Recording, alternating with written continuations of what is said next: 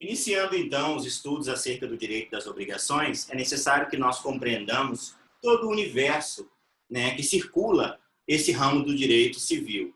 O direito das obrigações anda de forma paralela, muito próxima aos direitos reais, porém com uma diferença, de que o direito das obrigações vai tratar especificamente, ele vai regulamentar especificamente as questões relacionadas aos direitos de cunho pessoal, né, aqueles direitos que o sujeito pode ou não dispor de cunho pessoal, que diz respeito apenas a ele e àqueles com quem ele estabelece uma relação jurídica. Então, o direito das obrigações reside justamente na regulamentação, né, de direitos de caráter transitório, que encontram entre dois sujeitos uma relação jurídica obrigacional. Esses direitos obrigacionais, eles criam obrigações entre aqueles que se envolvem ou que negociam, que praticam esse tipo de negociação jurídica. Tá?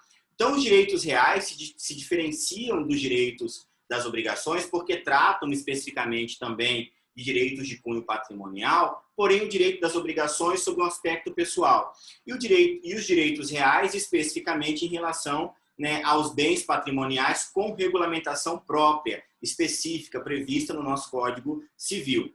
O direito das obrigações possui, sim, algumas regulamentações previstas de forma expressa no nosso Código Civil. Porém, a grande maioria da manifestação desse tipo de direito, né, pode acontecer através da sua principal fonte, né, que são as fontes contratuais, de caráter anômalo e até mesmo desconhecido, sendo permitido às partes criarem entre si normas, né, ou estabelecerem relações e obrigações que possuem um caráter normativo. Daí, então, a possibilidade de surgimento de diversas figuras contratuais que, às vezes, né, não são nem conhecidas em outras relações jurídicas obrigacionais, em outros negócios jurídicos. Isso tudo em virtude das suas características que são específicas do direito das obrigações e que nós veremos adiante, como, por exemplo, né, os seus princípios, dentre os quais o princípio da autonomia da vontade, né, da autonomia da vontade privada, que permite que as partes criem regras entre si que possuem um valor e um caráter normativo, desde que, obviamente, essas regras elas não firam outros direitos, elas tenham um objeto lícito, possível, determinado, enfim. Mas, para que nós compreendamos, então, esse conceito inicial de direito das obrigações, é importante que nós voltemos um pouco nas regulamentações de direito civil em relação aos negócios. Hoje, no Brasil, nós vivemos o melhor momento negocial, o melhor momento comercial, em virtude justamente da evolução tecnológica, em virtude do desenvolvimento social e econômico, em virtude da massificação do capitalismo. E todas as nossas relações jurídicas, hoje no Brasil, elas promovem ou produzem relação obrigacional direta, sem que nós sequer percebamos. Vamos analisar aí um fato simples, né? Quando eu estou ministrando aula para vocês, nós temos aí, ainda que de forma subjetiva, né, e ainda que não regulamentada, através de um contrato próprio entre você e eu, mas nós temos um contrato, né? Nós temos uma obrigação. Eu tenho a obrigação de fornecer material de conhecimento, de ministrar aulas para vocês, e vocês têm a obrigação de estudarem, de receberem as minhas aulas, de irem bem nas avaliações, senão você vai reprovar na minha matéria. Essa é uma obrigação. E se eu falho com vocês na prestação dessa minha obrigação, vocês têm todo o direito, inclusive por força normativa, das resoluções da UNEMAT, de exigirem, né, de mim, enquanto professor, que eu entregue a vocês um produto de qualidade. Aí você acorda de manhã, né, e a primeira coisa que você faz, nesse calor do Mato Grosso aí, é desligar o ar-condicionado. Mas aí quando você aperta o botão do ar-condicionado, você vê que está sem energia, que na verdade você não estava com o aparelho de ar-condicionado ligado. A concessionária de energia presta um serviço para você, pessoal. Você contratou aquele serviço. Então ela tem o dever de entregar aquele serviço com qualidade para você. Mas faltou energia essa noite. O que aconteceu? Ela não prestou um serviço de qualidade? ela teve razões para não prestar esse serviço, você tem que pagar mesmo assim por aquele período? Como é que é isso, né? Gerou prejuízo para você? Se você está em dia com as suas contas, ela tem que te devolver esse serviço com qualidade. Aí nós temos novamente o direito das obrigações. Eu contratei um serviço e eu preciso receber esse serviço com qualidade. E muitas vezes isso não acontece, ferindo, portanto, novamente, né, direitos, né, relacionados a uma obrigação firmada. Aí você sai da sua casa agora de manhã, né, depois que você tomou um banho frio, você sai da sua casa e você vai na padaria comer, tomar um café da manhã. E aí quando você chega lá, você vai tomar esse café, quando você morde, sei lá, o pão, o croissant, o bolinho, você encontra uma barata dentro daquele pão, dentro daquele bolinho. Meu Deus, né? Pode isso? Eu comprei um pãozinho que deveria estar em qualidade de consumo e esse pãozinho veio para mim com defeito, né? Então eu posso cobrar, eu posso responsabilizar civilmente aquele estabelecimento comercial que não me forneceu um produto conforme eu comprei, né? Aí reside novamente uma obrigação. E aí você pega um táxi para te levar até determinado lugar, mas no meio do caminho o táxi fura o pneu e ele não consegue te levar. E aí? São todas questões de relação obrigacional, né? São todos contratos que você estabelece com aquelas pessoas, com aqueles sujeitos que, na verdade, na prática, por algum motivo, não foram prestados da forma correta e que talvez, se você desejar, você pode manejar um instrumento judicial competente e buscar o ressarcimento e a reparação do seu direito. Esses são apenas alguns exemplos relacionados ao direito das obrigações. E aí nós vamos aprender também que existem instrumentos específicos para cada tipo, né, de situação que você vai vivenciar em relação ao direito das obrigações, dependendo das fontes obrigacionais que você tem como raiz, né, como fonte criadora daquele direito obrigacional. Nós vamos ver as fontes, os princípios, tudo isso com bastante calma no decurso aí dessas 6 semanas, tá bom? Em relação às classificações, bom, o direito das obrigações, para ele acontecer, ele precisa de uma série de elementos que compõem a estrutura organizacional, né, a estrutura de composição primária desse direito. E aí nós vamos ver, nós vamos conhecer esses elementos. Na verdade, são 3 classificações de elementos, né, 3 classificações elementares que se subdividem. Então, nós temos aí os elementos subjetivos, o elemento objetivo imediato, né? E nós temos ainda o elemento imaterial, virtual ou espiritual. São 3 composições de elementos, tá? Em relação aos elementos subjetivos aqui, é importante nós entendermos agora quem são os sujeitos das relações obrigacionais. O elemento subjetivo das relações obrigacionais diz respeito aos sujeitos da relação obrigacional. E aí nós temos 2 figuras, que são o credor e o devedor. O credor é conhecido como o sujeito ativo, aquele que detém o direito de requerer o cumprimento de uma obrigação em seu favor. Esse é o credor. E o devedor é conhecido como o sujeito passivo, aquele que detém o dever de fornecer, praticar, entregar uma obrigação que foi avançada, que foi comprometida, que foi compromissada. Então, quanto aos elementos subjetivos da relação obrigacional, nós temos o credor e o devedor, ou o sujeito ativo e sujeito passivo. Quem é o sujeito ativo da relação obrigacional? É quem tem que fazer o serviço? Não, é quem tem o direito de receber aquele serviço, né? E quem é o sujeito passivo? É aquele que vai pagar? Não, é aquele que vai entregar o objeto, né, da prestação obrigacional. É aquele que vai entregar a prestação como um todo.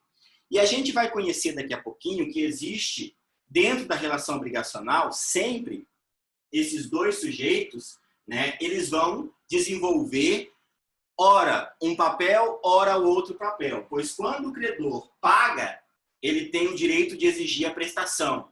Mas se ele não paga, e o devedor entrega a prestação, ele tem o direito de exigir do credor o pagamento. Então, aí nós temos a sinalagma, que eu vou explicar melhor daqui a pouquinho.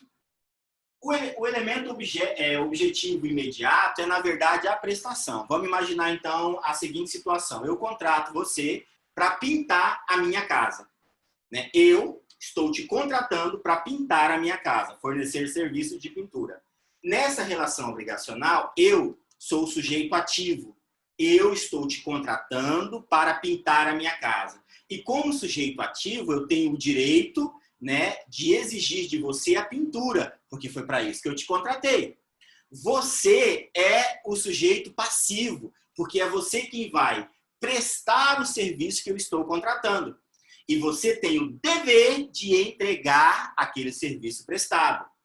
Esse serviço de pintura é o elemento objetivo imediato, ou seja, a prestação.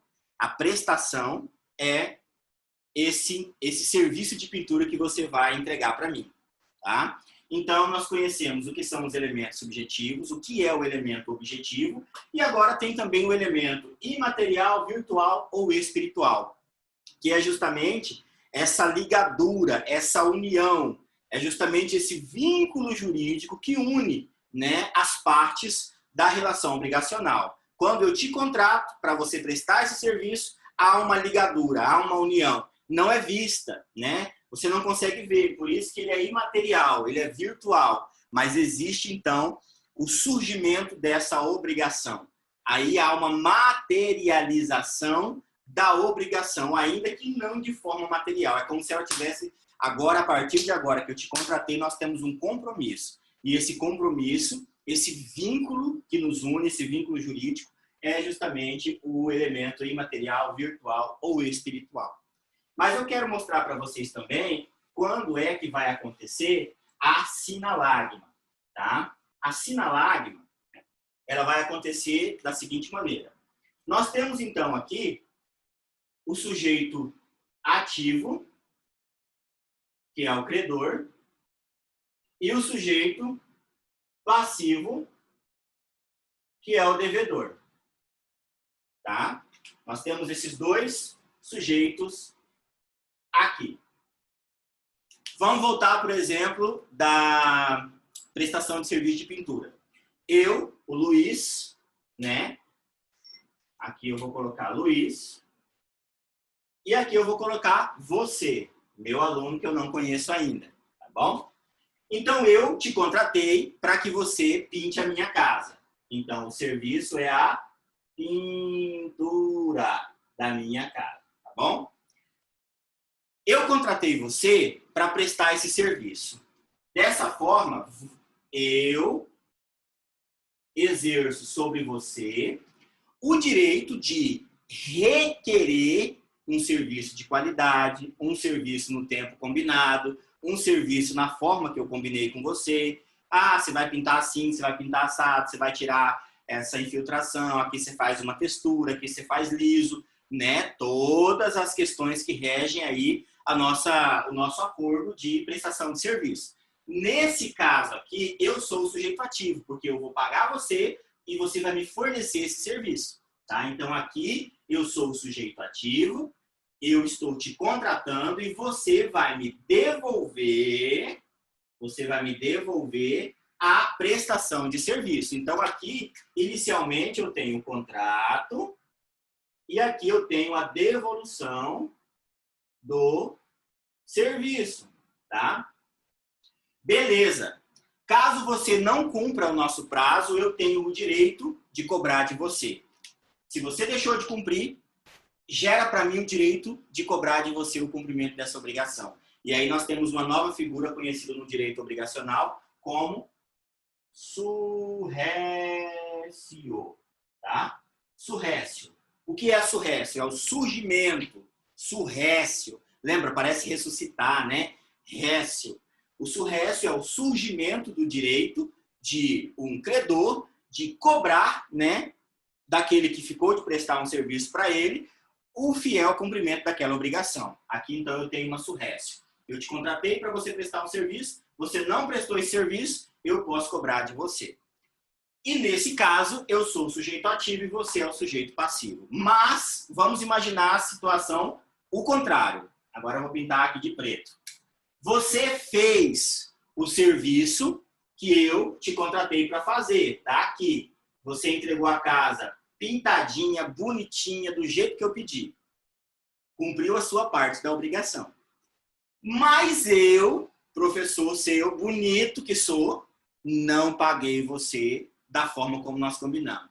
Eu combinei 5 mil para você pintar, né, essa casa para mim, e depois que você pintou eu pensei, não, tá ganhando dinheiro demais, tá muito fácil, e eu só vou dar 2 mil. Eu não entreguei para você o que nós combinamos. Aqui a nossa relação se quebrou. Nesse caso, invertem-se os polos, e agora você, que era o sujeito passivo, adquire o direito de me cobrar, porque você prestou o seu serviço e eu não fiz a minha parte. Aqui nós temos uma surrécio em seu favor, que era inicialmente sujeito passivo, agora pode, né, vai configurar aí o polo como sujeito ativo, tá bom? E aí você pode manejar uma ação de cobrança, por exemplo, né, nos juizados especiais, por causa desse valor, cobrando de mim esse valor que eu não te paguei. Nessa ação, você vai ser o sujeito ativo. Você vai ser o polo ativo, né, da demanda. Quando isso acontece, essa inversão, esse trânsito de sujeitos entre os polos da relação obrigacional, isso é denominado como sinalagma. Isso é a sinalagma, tá? É essa movimentação dos polos em virtude do cumprimento ou descumprimento da surrécio ou suprécio de uma obrigação, de uma relação obrigacional. Só explicando o que é a suprécio, então, a surrécio é o surgimento do direito de exigir o cumprimento de uma obrigação. Já a suprécio é o decaimento, né, a ruptura da possibilidade de cobrança. Então, se eu não te paguei, você tem aqui a surrécio. Ah, ele me pagou, gerou o direito de cobrar. Aí eu venho e pago, suprécio para esse direito de cobrar. Você não pode mais me cobrar, senão você vai estar agindo de má fé, cobrando algo, né, litigando de má fé, cobrando algo que já está pago. Certo? Então, de forma bastante simples, né, recapitulando aqui, apenas para a gente encerrar esse primeiro momento, nós falamos acerca do conceito de direito civil e obrigações, nessa diferença entre direito real e direito pessoal, e também classificamos em relação aos elementos constitutivos da obrigação.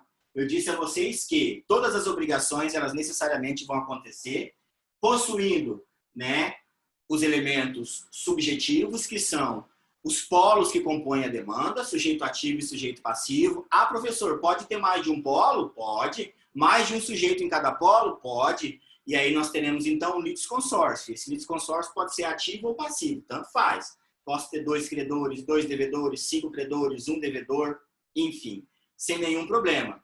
Nós falamos ainda do elemento objetivo, né, imediato, que é a própria prestação, o serviço que você vai prestar, ou a entrega do bem que você vai prestar, enfim, a obrigação que você abençoou, e ainda o elemento imaterial ou virtual, também conhecido como espiritual, que é justamente essa ligadura, né, essa união, esse vínculo que se estabelece entre as partes que relacionam-se em relação a um direito obrigacional, tá bom?